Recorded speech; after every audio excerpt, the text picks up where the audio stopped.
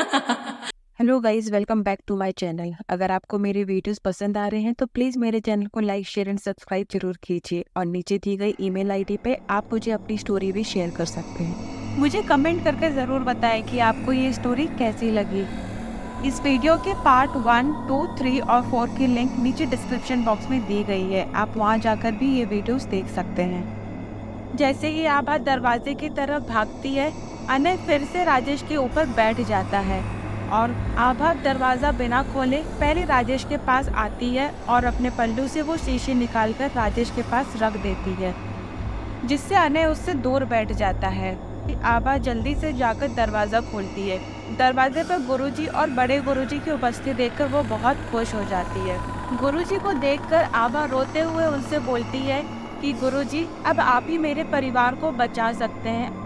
गुरुजी ने जब घर के अंदर घुसने की कोशिश की तो वो नहीं घुस पाते हैं। इस पर बड़े गुरुजी अपनी पोटली से एक भस्म निकालते हैं, जिसको अपने चारों तरफ छिड़कते हुए आगे बढ़ने लगते हैं और घर में प्रवेश करते हैं। जैसे ही गुरुजी आंगन में पहुंचते हैं, वहीं पे खड़े हो जाते हैं और आंगन को देखने लगते हैं। अनय, जो राजेश पे अभी भी घात लगाए बैठा है, गुरुजी को देखते ही वो अमरूद के पेड़ पे चढ़ जाता है। आभा को डर लग रहा था कि कहीं पेड़ की डाल न गिर जाए और अनय को लग ना जाए। गुरुजी आंखें बंद करते हैं और हाथ में भस्म लेकर कुछ मंत्र पढ़ने लगते हैं और उस अमरूद के पेड़ के चारों तरफ घूमने लगते हैं। आभा बार बार अनय की तरफ देख रही थी, क्योंकि अनय जिस डाल पर बैठा था वो रह रहकर नीचे आ रही थी, जिस पर आभा को शांत कराते हुए गुरुजी बोलते हैं कि तुम चिंता मत करो, अभी सब ठीक हो जाएगा। आभा गुरुजी को बताती है कि राजेश कल रात से बेहोश है और पूजा भी नहीं उठ रही है। इस पर गुरुजी आभा को उनके कमरे में ले जाने के लिए बोलते हैं। गुरुजी जैसे ही वहां पहुंचते हैं, पूजा और राजेश के माथे पे भस्म लगाते हुए कुछ मंत्र पढ़ते हैं। आभा का ध्यान बार बार बाहर आंगन की तरफ जा रहा था। उसे हमेशा बस यही डर लगा रहता था कि अनय कहीं पेड़ से ना गिर जाए और उसको लग ना जाए। आभा की चिंता देखकर गुरुजी उसे शांत होने के लिए बोलते हैं और कहते हैं, थोड़ा टाइम लगेगा पर सब कुछ सही हो जाएगा। गुरुजी की बातें मानने के अलावा आभा के पास कुछ और रास्ता भी नहीं था। आभा गुरुजी के लिए नाश्ता लेके आती है, तो इस पर गुरुजी बताते हैं कि आज उनका व्रत है और हवन के बाद ही वो अपना व्रत खोलेंगे।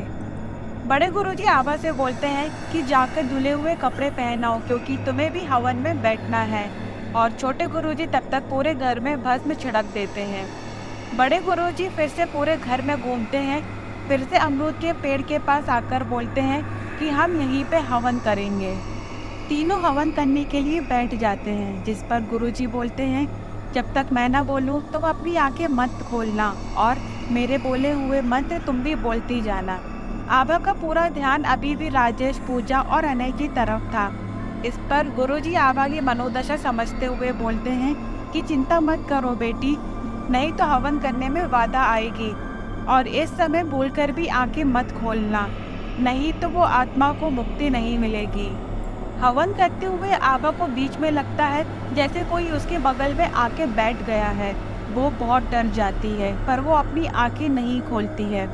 थोड़ी देर बाद गुरुजी आभा को आंखें खोलने के लिए कहते हैं, तो आभा की खुशी का ठिकाना नहीं रहता है, क्योंकि उसके बगल में अनय आकर बैठा होता है और वो भी हाथ जोड़कर आंखें बंद कर हवन कर रहा था।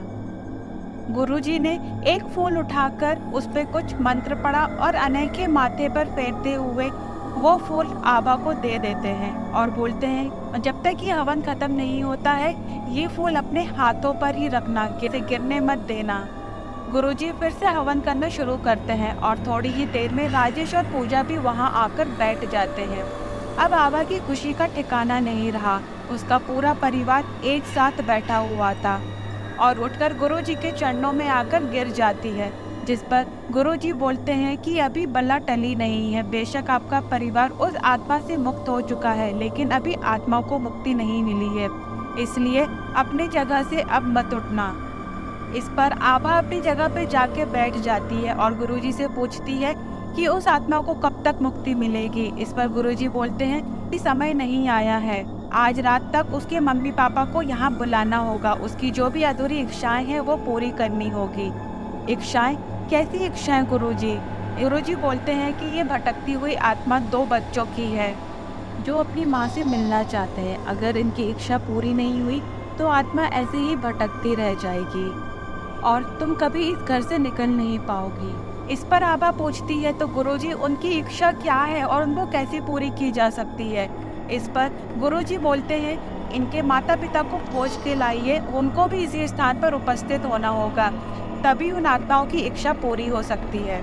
वो ये सुनते ही आभा परेशान हो जाती है कि इतनी जल्दी उसके मम्मी पापा को कहाँ से ढूंढेंगे, मैं तो उनको जानती भी नहीं हूँ। अब आभा को समझ में नहीं आ रहा था कि वो उसके मम्मी पापा को कहाँ और कैसे ढूंढेगी। तभी उसको प्रिया की याद आती है और वो प्रिया को कॉल करती है और अपने घर में हो रहे हवन के बारे में प्रिया को बताती है और पूछती है कि तुमने मुझे एक बार बताया था कि तुम्हारे आने के पहले एक परिवार यहाँ रहता था, क्या तुम उनको जानती हो? तो इस पर प्रिया बोलती है नहीं, मैं उनको नहीं जानती हूँ, पर मैं एक काम करती हूँ, अजय को ऑफिस में कॉल करके उनके बारे में पता करने के लिए कहती हूँ, और कहते ही फोन रख देती है। आधे घंटे बाद प्रिया आभा को कॉल करके बताती है कि मुझे उनका एड्रेस और फ़ोन नंबर मिल गया है, जिसमें आभा प्रिया से बोलती है कि मुझे तुम्हारी मदद की ज़रूरत है, क्या तुम मेरी मदद कर पाओगी? इसमें प्रिया बोलती है कैसी मदद, अगर कर सकी तो ज़रूर करूँगी। आभा बोलती है कि मैं चाहती हूँ कि तुम उनके घर जाके उनको यहाँ पर ले आओ। इस पर प्रिया बोलती है कि आभा, मैं सच में तुम्हारी मदद करना चाहती हूँ, पर अब अनन्या की ज़िंदगी के साथ और रिस्क नहीं लेना चाहती, इसलिए मैं उनको तुम्हारे घर नहीं ला सकती हूँ। ऐसा बोलते हुए प्रिया फ़ोन रख देती है और आभा यहाँ से नहीं निकल सकती, इसलिए वो उनको कॉल करती है। प्रिया ने आभा को बताया था कि उस घर में जो पहले रहते थे उनका नाम विनोद और लता था। आभा बिना देर किए विनोद को फ़ोन करती है। विनोद जैसे ही फ़ोन उठाता है आभा बोलती है मुझे पता है आप नहीं जानते हो, पर मैं आपसे आपके बच्चों के बारे में बात करना चाहती हूँ। इसको सुनते ही विनोद रोने लगता है और बोलता है कि आपको मेरे बच्चों के बारे में क्या बात करनी है, वो तो हमें कब का छोड़कर चले गए हैं। इस पर विनोद बोलता है कि मैं तो आने के लिए तैयार हूँ, पर जब से हमारे बच्चों की मृत्यु हुई है मेरी बीवी उस कॉलोनी में आना भी नहीं चाहती है। उस पर आभा उदासी से बोलती है प्लीज़ आप उनको समझाने की कोशिश कीजिए, ये मेरे परिवार के लिए बहुत ज़रूरी है। इस पर विनोद बोलता है ठीक है, मैं थोड़ी देर में आपको कॉल करता हूँ। गुरुजी प्रिया से बोलते हैं कि इस घर में जितने भी परिवार रहे हैं आज तक सबको बुलाना पड़ेगा, इसलिए आभा प्रिया को भी फ़ोन करके बुला लेती है। थोड़ी देर बाद विनोद का फ़ोन आता है और बोलता है कि लता भी आने के लिए तैयार हो गई है और थोड़ी देर में हम वहाँ आ जाएंगे। गुरुजी के कहने पर प्रिया अपने पति और बेटी अनन्या के साथ वहाँ पे आ जाती है, मगर प्रिया बार बार घबराई हुई नज़रों से अनन्या को देख रही थी कि उसको कहीं कुछ हो ना जाए। और थोड़ी देर में ही विनोद और लता भी आ जाते हैं। सभी आकर हवन के पास बैठ जाते हैं। जैसे ही विनोद और लता हवन के पास बैठते हैं आभा को एहसास होता है कि कोई उसके पास आके बैठ गया है। किसी की कुछ समझ में नहीं आता है, पर गुरुजी समझ जाते हैं। उनके ऊपर भस्म उड़ाते हुए कहते हैं शांत रहो, थोड़ी देर में तुम्हारी सारी इच्छाएं पूरी हो जाएंगी। ये सब देखकर विनोद उठकर गुरुजी के चरणों में गिर जाता है और बोलता है मुझे क्षमा कर दीजिए गुरुजी, मुझसे बहुत बड़ी गलती हो गई है। इस पर गुरुजी बोलते हैं इतनी देर क्यों की तुमने, तुम्हें इसके पहले अपनी गलती का एहसास नहीं था क्या? कम से कम क्षमा याचना करके एक हवन ही करवा लिया होता तो शायद उनकी आत्मा को मुक्ति मिल चुकी होती। गुरुजी सभी को हवन के पास बैठाते हुए हाथों में एक फूल देते हैं और कहते हैं जब तक मैं मंत्र पढ़ूंगा कोई अपनी आंखें नहीं खोलेगा। और ऐसा कहते हुए गुरुजी हवन शुरू कर देते हैं और थोड़ी देर बाद हवन हो जाता है और गुरुजी सभी को आंखें खोलने के लिए कहते हैं और कहते हैं कि इनकी कुछ इच्छा पूरी नहीं हुई है और जब तक इनकी इच्छा पूरी नहीं होगी इनको मुक्ति नहीं मिलेगी। इस पर आभा बोलती है गुरुजी कैसे भी करके आज इन बच्चों को मुक्ति दिलवा दीजिए, मेरा पूरा परिवार दांव पर लगा हुआ है। इस पर गुरुजी बोलते हैं कि उन आत्माओं को मुक्ति दिलाना इतना भी आसान नहीं होगा, क्योंकि उन आत्माओं को 2 शरीर की ज़रूरत है और वो शरीर किसी बच्चे के ही होने चाहिए। अनय और अनन्या के अंदर ये आत्माएं पहले ही आ चुकी हैं, इसलिए हमें उनके ही शरीर में उनको फिर से प्रवेश करवाना होगा। ये सुनते ही आभा और प्रिया बहुत ज़्यादा डर जाते हैं, जिस पर वो बोलते हैं कि आप हमारा शरीर यूज़ कर लीजिए गुरुजी, हमारे बच्चों को रहने दीजिए। इस पर गुरुजी बोलते हैं कि वो आत्माएँ बच्चों की हैं और वो इनके अंदर पहले भी आ चुकी हैं, इसलिए इनको कुछ भी नहीं होगा, डरने की ज़रूरत नहीं है। गुरुजी की बात मानकर आभा और प्रिया मान जाते हैं। अब हवन शुरू होता है। थोड़ी देर बाद अनन्या और अनय के अंदर आत्माएँ आ जाती हैं। जैसे ही वो दोनों आत्माएँ उनके अंदर घुसती हैं, वो उठकर लता के पास चले जाते हैं और बोलते हैं, माँ हमें तुम्हारी बहुत याद आती है। और गुस्से से अनय अपने पापा की तरफ देखते हुए बोलता है कि पापा अब तो जो बात है सच सच माँ को बता दो। गुरुजी विनोद की तरफ देखते हुए कहते हैं, विनोद जो भी है सच सच बता दो। इस पर विनोद घबरा जाता है और बोलता है, तो एक दिन लता बाहर गई हुई थी और दोनों बच्चे घर पर थे। उस दिन ऑफिस में मेरे बॉस के साथ मेरी लड़ाई हो गई थी और मेरा दिमाग बहुत खराब था।